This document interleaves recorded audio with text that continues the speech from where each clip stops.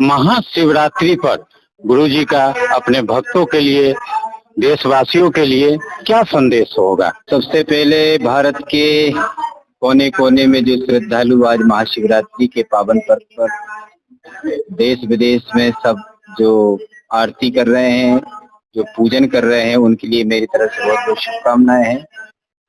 3 प्रकार की रात्रि हैं, कालरात्रि, मोह रात्रि और शिवरात्रि।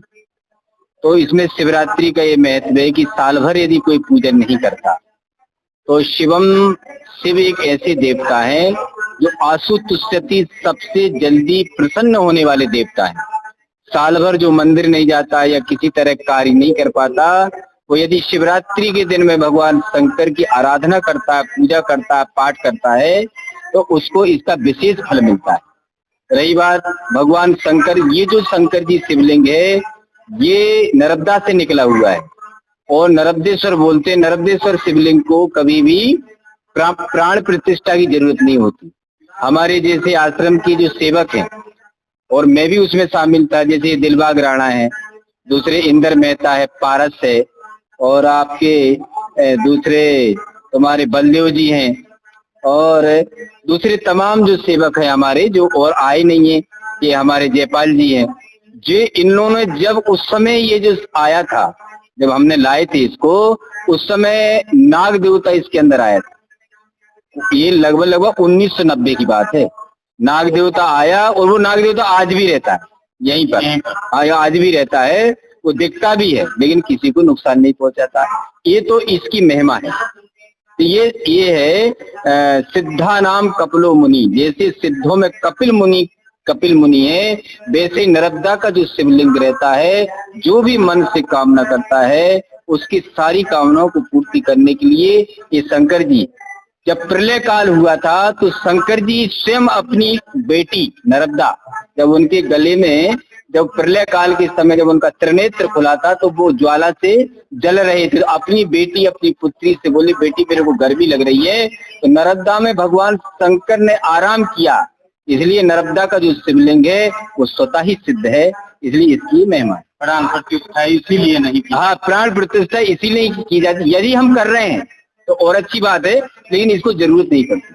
पहले तो कह रही ये खेत खलियान के रूप में था। ये 1990 के बाद में संत का संकल्प हुआ और सारे सेवक जो महाराज जी से जुड़े हुए थे, हमारे गुरु महाराज की जो समाधि देख रहे हैं आप, इन समाधि में इनके जो फाउंडर हैं, संस्थापक हैं, वो ब्रह्मलीन है वरिष्ठ महामंडलेश्वर स्वामी शिवचेतनपुरी जी महाराज थे, और उन्होंने उस समय PhD की थी। 1964 के गोल्ड मेडल थे वो, और उनके अंदर से प्रेरणा आई कि मैं शंकर जी की मूर्ति, शंकर जी के परम उपासक थे, उनके मन में आए कि यहाँ पर स्थापित करते थे। तो सारे संत भगत लोगों के साथ में, सेवकों के साथ में इसकी यहाँ पर स्थापना की गई 1990। संतों का काम है भारतीय संस्कार संस्कृति का संवर्धन करना, ये संतों का काम है। संत अपने लेवल पे करते हैं। इसके लिए आदिवासी बालकों को शिक्षा, इसके बाद में जो लड़की विवाह है उसके लिए निःशुल्क दिया जाता है।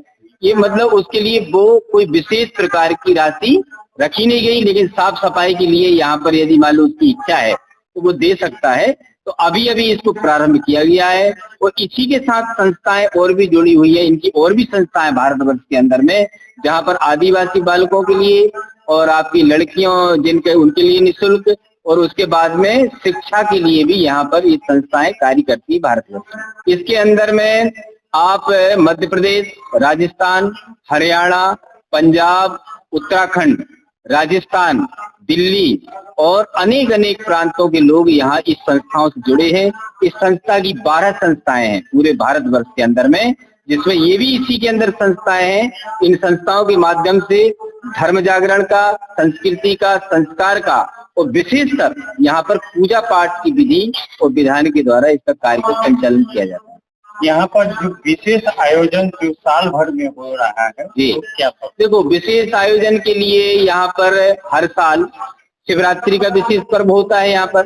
साथ में यहाँ पर वार्षिक उत्सव 13 से 20 तक यहाँ श्रीमद् भागवत महापुराण होती है। साथ में संत सम्मेलन मार्च में और अप्रैल के अंदर में इस विशेष बड़ा प्रोग्राम यहाँ पर संत समागम होता है।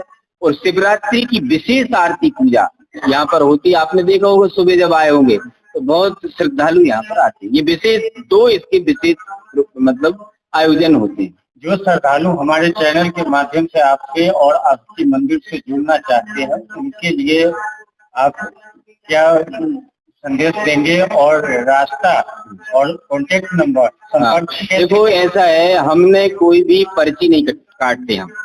हमने अपना फर्स्ट जीवन का उद्देश्य है जीवस्य तत्व जिज्ञासा। हमने कोई भी प्रोफेशनल काम नहीं करना, हमने सिर्फ धार्मिक कार्य करना। इसके अंदर पर्ची नहीं काटेंगे।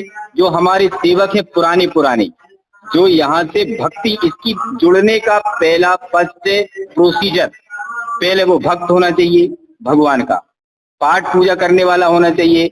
हमने पैसे के बल पर उसको नहीं जोड़ना, भक्ति के दम पर उसको परमात्मा की कृपा प्राप्त होगी, उसी के माध्यम से वो जुड़े, ऐसी मेरी आशा है। और मैं बहुत बहुत शुभकामनाएं देता हूँ पूरे भारतवर्ष में कि भगवान शंकर की भक्ति करे। क्या करे? भक्ति करे, पाठ करे, पूजा, उसके द्वारा अपने आप ही वो समम शंकर उसको अपना लेगा। उसको जुड़ने के लिए विशेष प्रकार का यही रूल है कि वो भक्त होना चाहिए।